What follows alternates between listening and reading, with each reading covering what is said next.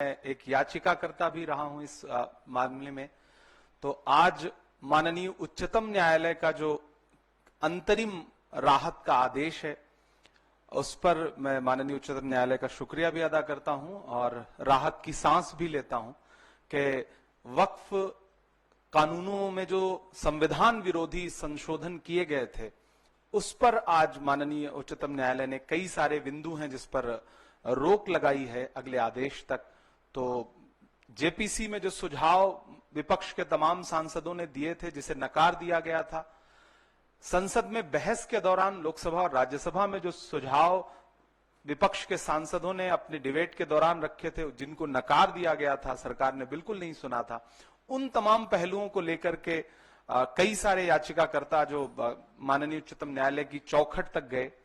तो आज माननीय उच्चतम न्यायालय ने जो फैसला दिया है, हम उस अंतरिम राहत के लिए उनका शुक्रिया अदा करते हैं और हमें पूरा विश्वास है कि आने वाली अगली सुनवाई में हमें और राहत मिलेगी, क्योंकि यह संविधान के मूल पर हमला था, किसी धर्म विशेष, किसी वर्ग विशेष का मामला नहीं था। यह संविधान की जीत है और हम बतौर कांग्रेस पार्टी, मैं बतौर अल्पसंख्यक विभाग के अध्यक्ष के और एक सांसद के बतौर मैं ये कहता हूं कि कांग्रेस पार्टी ने संविधान बनाने, बचाने और संवारने की पूरी जिम्मेदारी हमेशा उठाई है और उसे हमेशा उठाएगी। तो आज के इस फैसले पर मैं बहुत आभारी हूं माननीय उच्चतम न्यायालय का और इस फैसले का स्वागत करता हूं खुले मन से। और अभिषेक मनु सिंघवी जी का धन्यवाद कि बहुत जोरदार तरीके से आपने माननीय उच्चतम न्यायालय के समक्ष दलीलें रखी, जिसको बहुत सारे बिंदुओं पर माननीय उच्चतम न्यायालय सहमत रहे।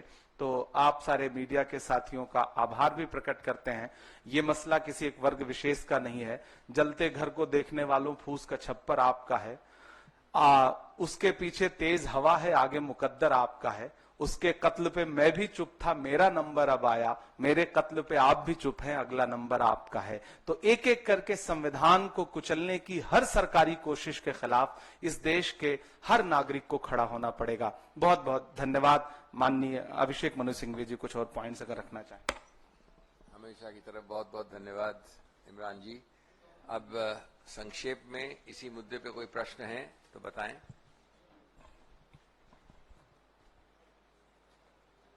ठीक है, आज आप लोग बड़े शांत हैं, बहुत आश्चर्य की बात है। हाँ, इसी मुद्दे पे लेटर ये पूछ रही थी। हाँ, I'll come to you. So what I want to understand is, this argument with respect to waqf by user, that a large portion of land has been in different parts of the country taken over by certain waqf boards. For instance, the hot topic right now being the Kerala issue, Ernakulam.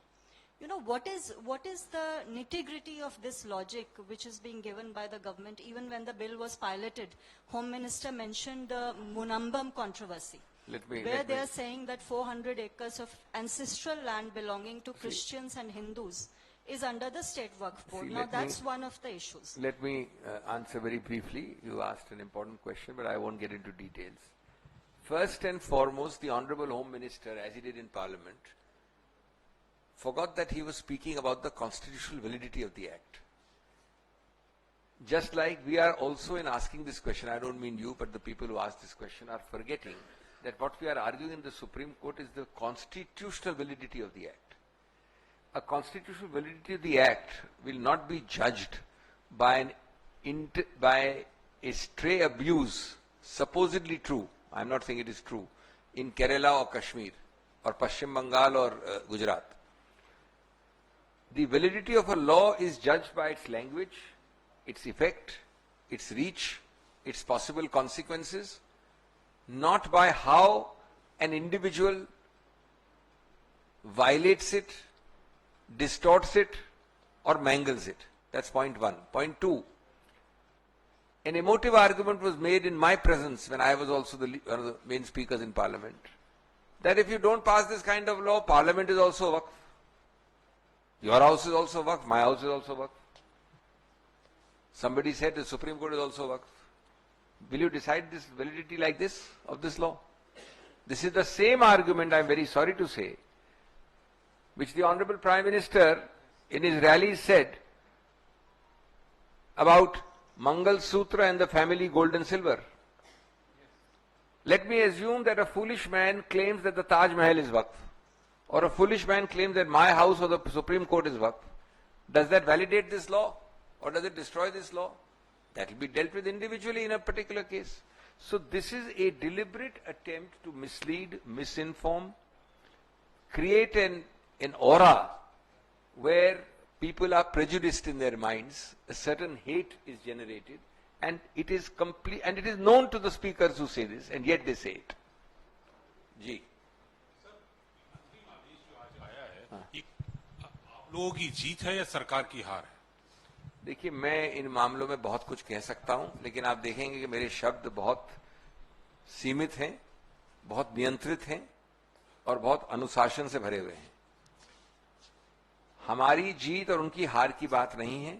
जो आदेश है, आंतरिक आदेश उच्चतम न्यायालय को मैं आपके सामने रख दिया, 3 बिंदुओं का आदेश है। हमारे बिंदु 3-4 और हैं, उन पे निर्णय अभी नहीं दिया गया है, उसमें आंतरिक आदेश नहीं हुआ है। निश्चित रूप से जो यथास्थिति कानून के पहले दिन थी, एक दिन पूर्व, वो इन 3 बिंदुओं पे उच्चतम न्यायालय ने पुनर्स्थापित की है, तो वो बहुत अच्छी बात है, हम उसका स्वागत कर रहे हैं। नॉर्मली मैं समझता हूं कि उस चीज का स्वागत नहीं किया जाता है जिसमें हम हार गए हों या तकलीफ हो जिससे हमें